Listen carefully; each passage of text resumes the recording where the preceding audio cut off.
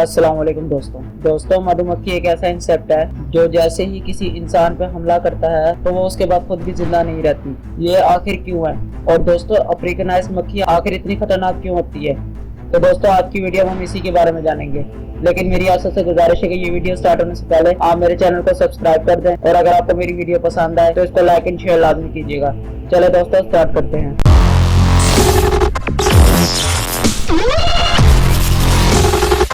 दोस्तों 1957 में ब्राजील के एक शहर रियो क्लारो की एक लेबोरेटरी में डॉक्टर्स हनी बी पे टेस्ट कर रहे थे और उन डॉक्टर का नाम डॉक्टर वारविक था। दोस्तों डॉक्टर वारविक इसलिए इन मक्खियों पे एक्सपेरिमेंट कर रहे थे क्योंकि यूरोपियन मक्खियों की शहद प्रोडक्शन बहुत कम है और इस वजह से डॉक्टर वारविक इनके ऊपर एक ऐसा एक्सपेरिमेंट करना चाहते थे जिससे शहद की प्रोडक्शन बहुत ज्यादा हो जाए और वो उनका डीएनए चेंज करके ही हो सकता था। दोस्तों डीएनए चेंज करने के लिए साउथ अफ्रीका से मक्खियां मंगवाई गई जिनको यूरोपियन मक्खियों के साथ मेट करवाया गया। दोस्तों इस एक्सपेरिमेंट को लेबोरेटरी के एक कंटेनर में किया जा रहा था जिसमें मधुमक्खियों ने बहुत बड़ा छत्ता बनाया हुआ था और ये एक्सपेरिमेंट कामयाबी पा चुका था और फिर डॉक्टर्स ने इसको अफ्रीकनाइज्ड बी का नाम दिया। दोस्तों ये एक्सपेरिमेंट बहुत कामयाबी से हो गया था और जैसा डॉक्टर्स ने चाहा था वैसा ही हुआ। लेकिन एकदम ऐसा क्या हुआ कि डॉक्टर वारविक के होश उड़ गए। दोस्तों डॉक्टर वारविक ने ये देखा ये अफ्रीकनाइज्ड मक्खियां बहुत ज्यादा अग्रेसिव हो रही हैं और फिर उन्होंने उसी टाइम एक फैसला लिया और उन्होंने ये कहा कि मैं इनको कंटेनर से बाहर नहीं निकालूंगा। और फिर वही हुआ जिसका सबको डर था। वहाँ के एक वर्कर की कोताही की वजह से कंटेनर टूट गया और उसमें से मधुमक्खियां बाहर आ गई और देखते ही देखते इन मधुमक्खियों ने लोगों पर हमला करना शुरू कर दिया।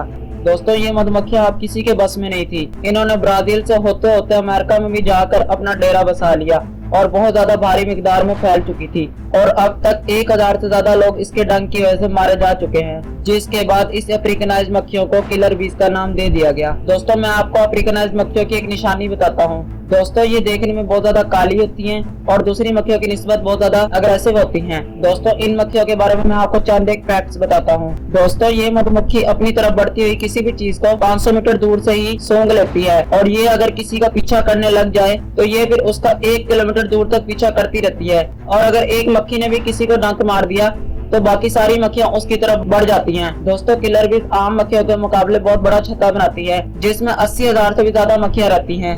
दोस्तों ये मक्खियां परफ्यूम यानी खुशबू वाली चीजें, चमकने वाली चीजें जिस तरह ज्वेलरी और डार्क कलर पे अटैक करती हैं। दोस्तों ये मक्खियां होती तो आम मक्खियों की तरह हैं, लेकिन ये मक्खियां 3 सेकंड के अंदर अंदर इंसान के जिस्म के अंदर डंक घुसाने की काबिलियत रखती है। और दोस्तों ये सबसे ज्यादा हैरानकुन फैक्ट है। दोस्तों अगर ये मक्खियां एक बार मचल जाएं तो अगले 24 घंटे तक ये सुकून से नहीं बैठती। दोस्तों किलर बीज के हमले से बचने के लिए हमें मुसलसल 1 किलोमीटर दूर तक भागना पड़ता है और हम अगर पानी के अंदर भी छुप जाएं तो ये मक्खियां हमारा पानी के ऊपर रहकर भी इंतजार करती रहती हैं। दोस्तों अब बात करते हैं कि मधुमक्खियां डंक मारने के बाद खुद क्यों मर जाती है। तो दोस्तों इन सब बातों से पहले हमें ये जानना होगा कि मधुमक्खी आखिर डंक मारती ही क्यों है। दोस्तों आमतौर पर जितनी भी किस्म की मधुमक्खियां हैं वो तभी हमला करती हैं जब उनको खतरा महसूस होता है। और दोस्तों आम मक्खियां जो हैं वो तब हमला करती हैं जब इनके छत्ते को छेड़ा जाए। लेकिन अफ्रीकनाइज्ड मक्खियां क्योंकि ज्यादा अग्रेसिव होती हैं ये अपने छत्ते की तरफ बढ़ती हुई किसी भी चीज पे फौरन अटैक कर देती हैं। दोस्तों जब ये मक्खियां फूल से पॉलिन इकट्ठा कर रही होती हैं तब ये उस टाइम किसी को नुकसान नहीं पहुंचाती और अगर कोई गलती से इनके ऊपर पाँव रख ले या फिर इनके काम में रुकावट डाले तो ये मक्खियां फिर गुस्से में आकर उसको डंक मार कर ही छोड़ती हैं।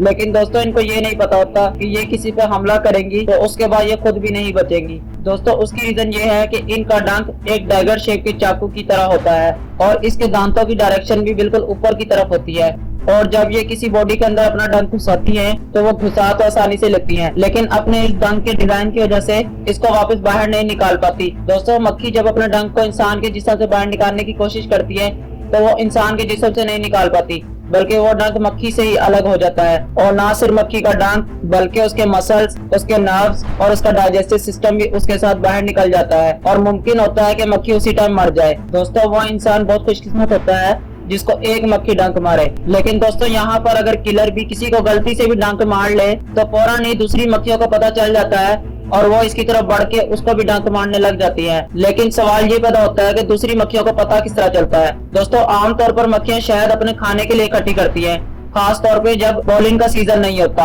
और वो अपने शहद की प्रोटेक्शन के लिए एक एक करके पैरा दे रही होती है।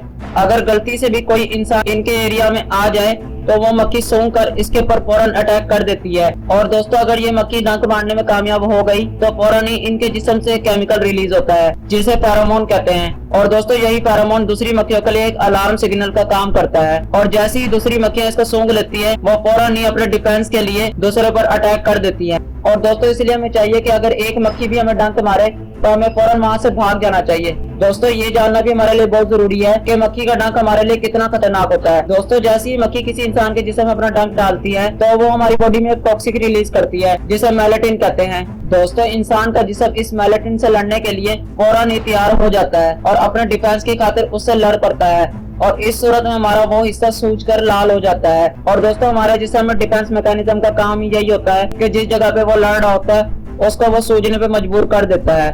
और दोस्तों अगर डंक हमारे ब्लड वेसल के करीब लगा है तो वो हमारे खून में शामिल होकर पूरी बॉडी में फैलना शुरू हो जाता है, और इस सूरत में हमें ये चाहिए कि हम सबसे पहले उस डंक को बाहर निकालें ताकि हमारे जिस्म में मेलेटिन फैलना बंद हो जाए। क्योंकि दोस्तों अगर डंक हमारे जिस्म में रहता है तो वो कंटिन्यूअसली हमारे जिस्म में मेलेटिन को पंप करता रहता है, और इसके नतीजे में हमारे जिस्म के कई नाजुक हिस्सों पे बहुत ज्यादा असर हो सकता है। और दोस्तों आखिर में जिसको मेलेटिन एलर्जी है उसके लिए ये बहुत ज्यादा हार्मफुल साबित हो सकता है। तो दोस्तों ये थी आज की वीडियो, पसंद आए तो इसको लाइक एंड शेयर लाजमी कीजिएगा।